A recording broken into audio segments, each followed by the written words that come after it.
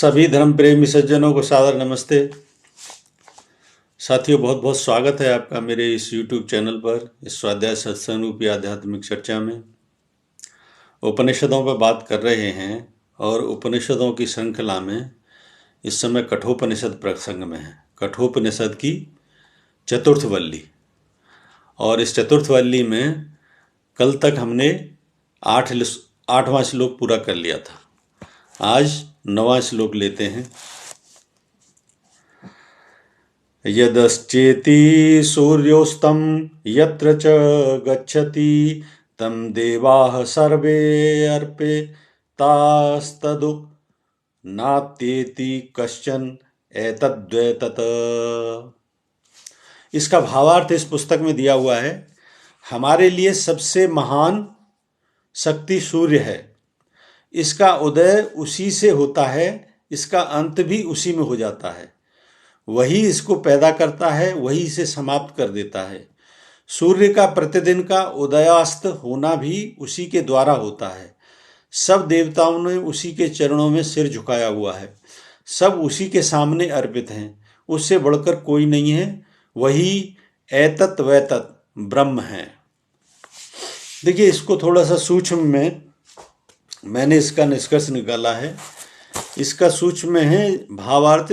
जहाँ से सूर्य उदय होता है और अस्त होता है, सारे देवता ज्ञानी पुरुष उसमें लीन हैं। इससे बढ़कर कोई नहीं है। यही वह ब्रह्म है।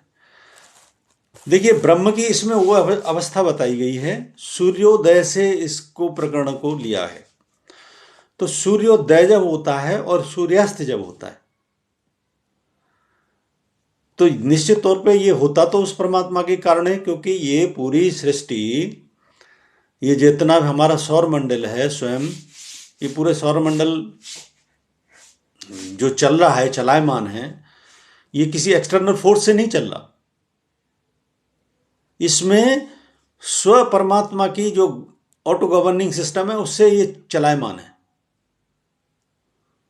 सभी जो है ना, जितने भी ग्रह हैं, अपने अपने एक दूसरे अपनी कक्षा में भ्रमण कर रहे हैं और सूर्य के चारों ओर चक्कर लगा रहे हैं। लेकिन और सूर्य का अस्त होना और उदय होना, इसका भी हमारी पृथ्वी से संबंध है, जिसमें हम रहते हैं। तो क्या है इसका तात्पर्य? जब सूर्यास्त होता है और सूर्योदय होता है, ये दोनों अवस्थाएं ब्रह्म की अवस्था होती हैं। उस समय एक जो है ना, साम्य अवस्था आती है प्रकृति की।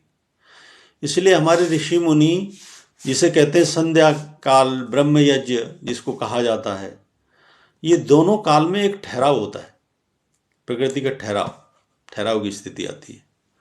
और उस समय अगर ध्यान करो, इसीलिए उस समय देखो, सुबह शाम जो भजन कीर्तन संध्या उपासना, ये सुबह शाम का समय क्यों बताया गया है? उस काल को क्यों बताया गया है? जल का समीप्य हो।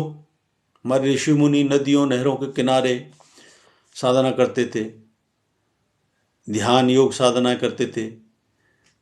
और ये दोनों काल में क्यों? क्योंकि उस समय समय भी सहयोग देता है आपको, जो है ना, प्रकृति स्वयं सहयोग करती है, साथ देती है। ये जब इस मार्ग पर चलते हो ना, गहराई में उतरते हो, तभी ये चीजें समझ में आती हैं कि इसका महत्व क्या है, जो बातें कही गई हैं। अब इन बातों को सिर्फ इतना ही अमल कर ले जीवन में कि ऐसा जो ना, इसमें जो इंडिकेशन दिए हुए हैं कि उसको हम जानने की कोशिश करें, समझने की कोशिश करें, तो निश्चित तौर पर फिर समझ में आती है। मैंने स्वयं इस पर चिंतन किया कि क्या कारण क्या होता है। उस समय स्वयं प्रकृति में एक ठहराव की स्थिति होती है। तो ध्यान लगाओगे तो ध्यान जल्दी सुगमता से लगेगा। कुछ चिंतन करोगे तो चिंतन अच्छा आएगा। चिंतन स्वाध्यायशील चिंतन, ऐसा वैसा चिंतन नहीं।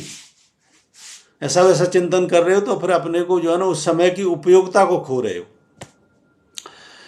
तो जो कहा गया है कि सूर्य उदय होता है और अस्त होता है, सारे देवता ज्ञानी पुरुष उसमें लीन होते हैं। लीन की अवस्था का मतलब ही ये समझें कि ये इशारा किया जा रहा है आपकी, कह रहे उस समय लीन होते हैं, यानी वो साधना का सबसे उपयोग समय होता है, सबसे उपयोगी समय।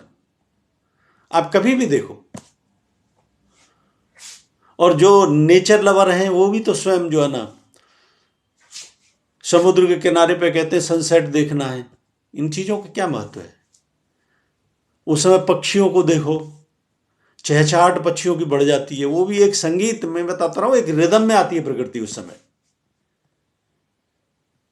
एक रिदम में आती है उस समय प्रकृति।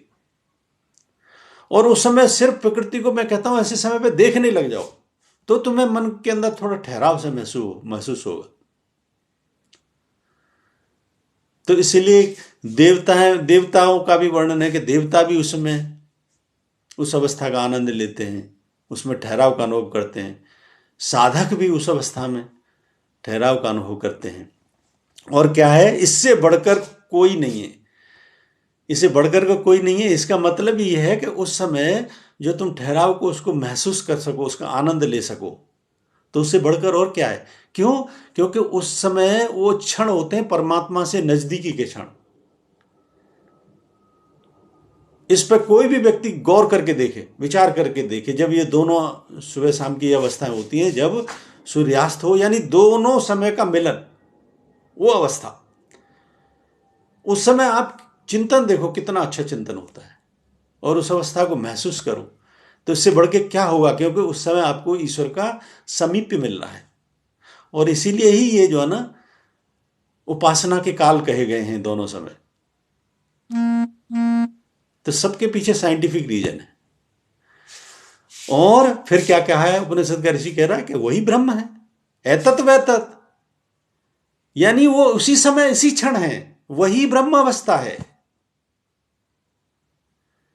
बहुत अच्छा, समझने के लिए बहुत अच्छा प्रसंग है, और साधकों के लिए खासतौर पे बहुत ही अच्छा प्रसंग है। एक और श्लोक लेते हैं।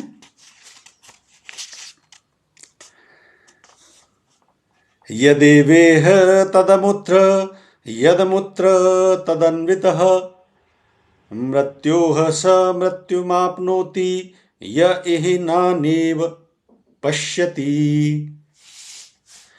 इसका भावार्थ इस पुस्तक में दिया हुआ है। जो शक्ति यहां काम कर रही है वही वहां भी काम कर रही है, जो वहां काम कर रही है वही यहां भी काम कर रही है।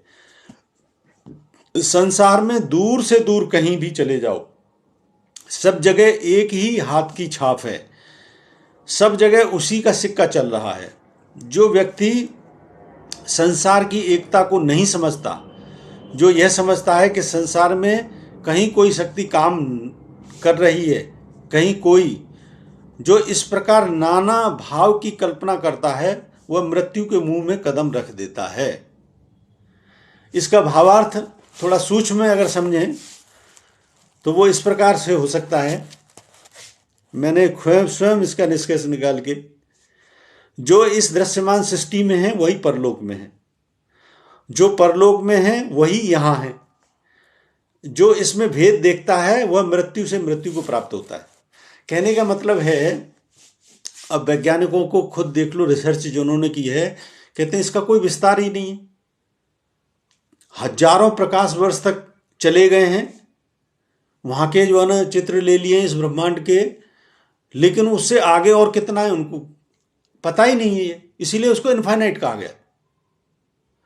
अच्छा, वहां पे भी प्रकृति है सब जगह, ये यहां पे भी प्रकृति है। और प्रकृति जिसमें हमें मनुष्य होने का सौभाग्य मिला है, इस पृथ्वी जैसे ग्रह पे, वहां पे ये पांच तत्वों की जो पंचभूत है, इनकी साम्य अवस्था ऐसी आई कि जिसमें जीवन उत्पन्न होने की संभावना है। और जहां पे ये साम्य अवस्था नहीं है, वहां पे ऐसे ही जड़ प्रकृति है। लेकिन इसका विस्तार बहुत है, इसका अथाह विस्तार है। तो जो ये कहते, जो ये समझते हैं, इस श्लोक के अनुसार उनकी मूर्णता का परिचय इसमें दिया गया है कि जो ये समझते हैं कि वहां पे, यानी इस लोक से दूसरे लोक में ब्रह्म भिन्न है, क्योंकि वहां पे भिन्नता की स्थिति है, और यहां पे भिन्न है तो यहां पे कुछ भिन्नता की स्थिति है। वो लोग दृष्टिहीन है, यानी वो परमात्मा के स्वरूप को नहीं जानते, इसलिए कहा है वो मृत्यु से मृत्यु के मुख में जाते हैं। यानी वो उधर देखते हैं, उस दृष्टिकोण से देखते हैं तो भी वो मृत्यु के मुख में है। इस दृष्टिकोण से देखते हैं यहाँ पे, तो भी वो मृत्यु के मुख में। क्यों? क्योंकि वो सत्य को नहीं जानते, सत्य को समझते नहीं है। सत्य क्या है कि परम ब्रह्म परमात्मा सब जगह समरसता में है। वहां पे भी उस अवस्था में जहां तक प्रकृति तक ये वैज्ञानिक भी पहुंच गए हैं, या जो हमारे शास्त्र वर्णन करते हैं, हमारे ऋषि मुनियों ने जिसकी वर्णन किया है, तो सब जगह वहां पे प्रकृति जैसी भी दिखाई देती है, भिन्न रूप में भी दिखाई देती है। इतने गैलेक्सी हैं इसमें, सब जगह भिन्न भिन्न तरह की प्रकृति है, बहुत विराट विशाल है, और हजारों प्रकाश वर्ष दूर चले गए, उसके भी बियॉन्ड जाने कितनी है कोई पता नहीं है, था नहीं है, वो इनफाइनाइट है। लेकिन वो जहां पे भी है वहां पे भी उस अवस्था में, और यहां पे जिस अवस्था में भी है, चाहे हम जिस इस अपने सौरमंडल में रहते हैं, यहां पे उस हिसाब से साम्य अवस्था है, वहां पे उस हिसाब से साम्य अवस्था, यानी वहां पे भी उस तरीके से बैलेंस होती है प्रकृति जैसी वहां पे है। परलोक में जो भी जैसा सोचते हैं, वहां पे भी परमात्मा का वही नियम काम कर रहा है जो यहां पे नियम काम कर रहा है, क्योंकि उसका नियम सब जगह एक तरीके से काम करता है। वही इस पूरे सृष्टि को, पूरे ब्रह्मांड को, चाहे वो यहां चाहे वहां, चाहे इहलोक चाहे परलोक, सब जगह उसका गवर्निंग लॉ जो है ना, सब जगह समान है। सब जगह वो समान अवस्था में कार्य कर रहा है।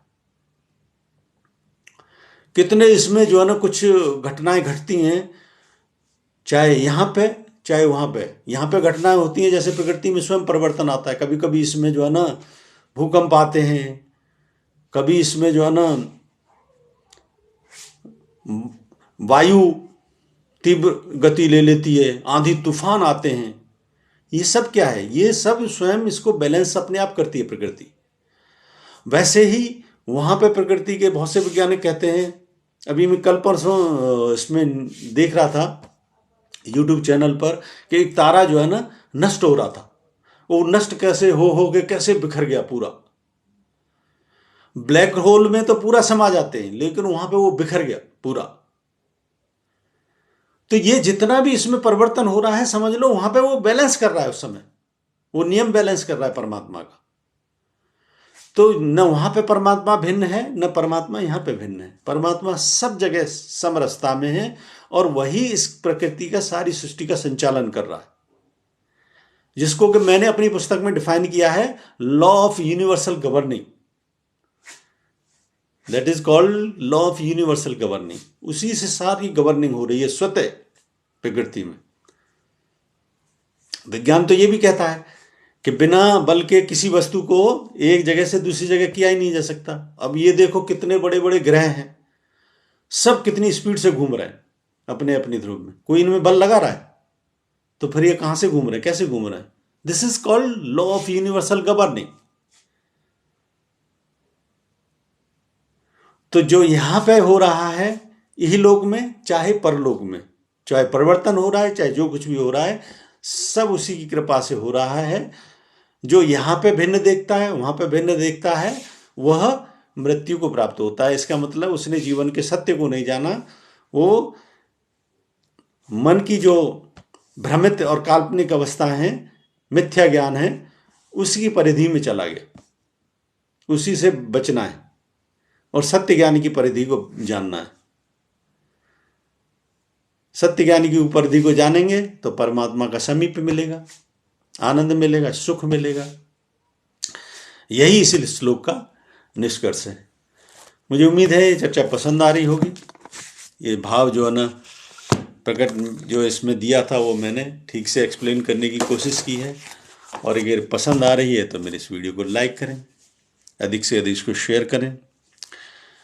शंका समाधान के लिए कोई प्रश्न है तो कमेंट बॉक्स में लिखें। बने रहे मेरे साथ, बने रहने के लिए बहुत बहुत धन्यवाद। इत्योम सम नमस्ते।